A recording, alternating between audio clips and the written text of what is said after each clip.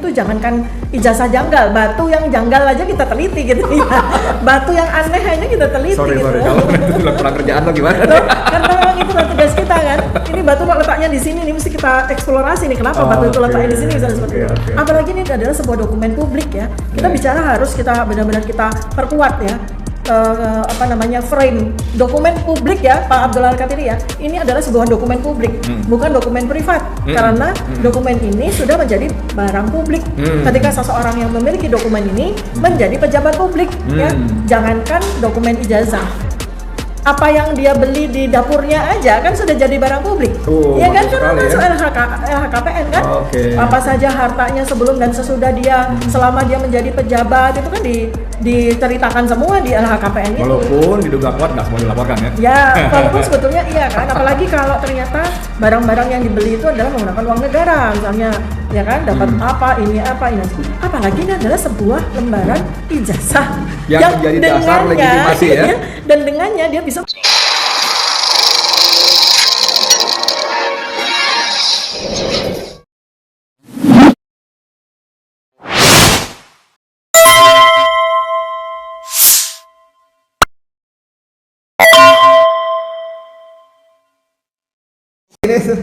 baru akan menjadi korban, tapi mudah-mudahan Allah jaga beliau ya dari makar-makar orang-orang jahat ya, yang oleh netizen disebut kudis dan kuram. Astagfirullahaladzim, netizen ini malah ada-ada aja ya. Dokter Tifa, gimana dok, sehat dok ya?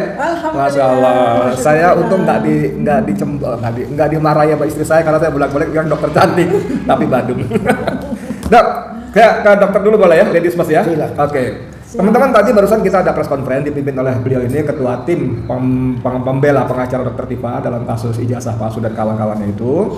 Tadi sedikit dieksplor bagaimana Dr. Tifa bicara, mohon maaf kalau saya nggak tepat istilahnya, kodak-katik gadok antara ijazah Jokowi dan pasar pramuka yang kemudian diterbakar atau dibakar. Maka Dr. Tifa secara menakjubkan ingat tanggal-tanggalnya gitu. Nah, ini kenapa tadi dokter bicara soal itu, kenapa? Soalnya sebentar, kan ini kan tiba-tiba Bitor Suryadi kan bunyi kenceng nih ya, jebret gitu ya. Sebetulnya itu barang lama, kita udah bisik-bisik mendengar, cuman Bitor yang jebret keluar. Monggo dok, gimana dok? Ya sebetulnya kan kasus dugaan tentang ijazah yang bermasalah ini kan udah 10 tahun kalau kita hitung dari sejak 2016 ya, ketika waktu itu disuarakan oleh seorang pemberani namanya Pak Bambang Tri yang kemudian disusul dengan Gus Nur ya. Nah itu sebenarnya kan bergulir terus ya. Kemudian juga sebenarnya Bang Roy Suryo, Dr. Roy Suryo itu juga sejak tahun 2017 juga sudah mulai bersuara mempermasalahkan soal kejanggalan detail-detail dari ijazah yang sampai dengan hari ini itu masih kita permasalahkan gitu. Nah, saya sebagai peneliti sebenarnya kan juga menjadi sebuah panggilan gitu ya, karena bukan sekedar naluri, bukan sekedar sebuah nurani, tapi memang ini kewajiban.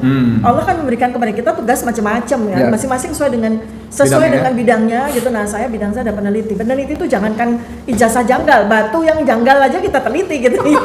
Batu yang aneh aja kita teliti. Sorry, gitu. kalau itu pernah kerjaan lo gimana? Loh, karena memang itu tugas kita kan.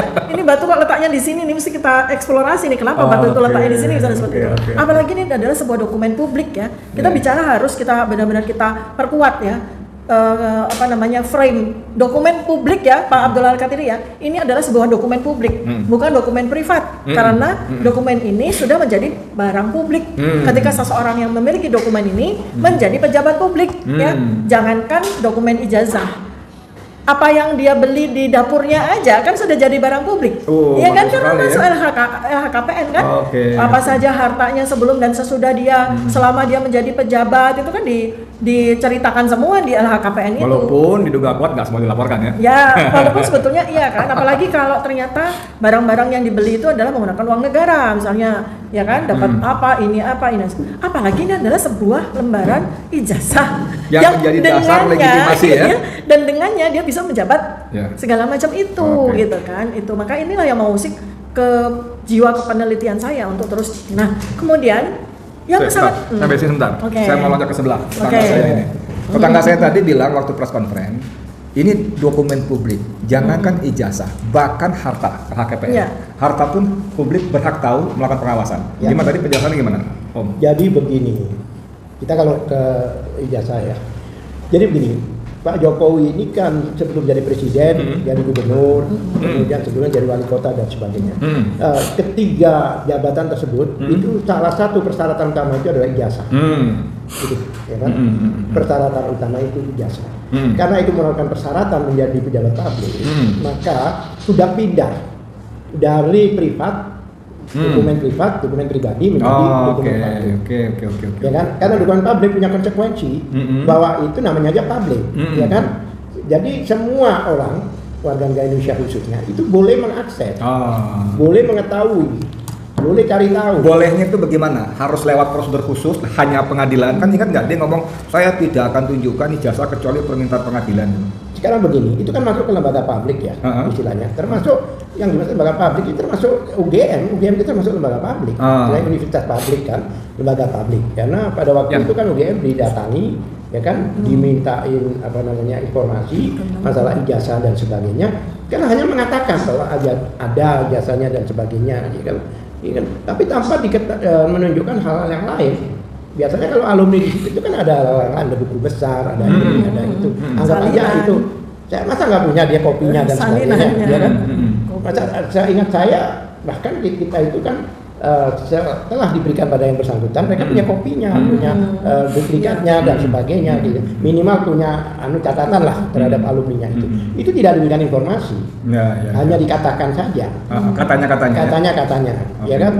Nah ini yang menyebabkan penasaran. Mencoba juga pada yang bersangkutan sebagai bapak bangsa dan sebagainya. Harapan mereka itu ada semacam kooperatif lah, ya kan? Sedang warga negaranya datang ke sana mempertanyakan ijazahnya, ya kan? Sebagai bapak bangsa seharusnya dia menunjukkan lah kalau memang ada. Kalau memang ada itu pertanyaan, ya kan?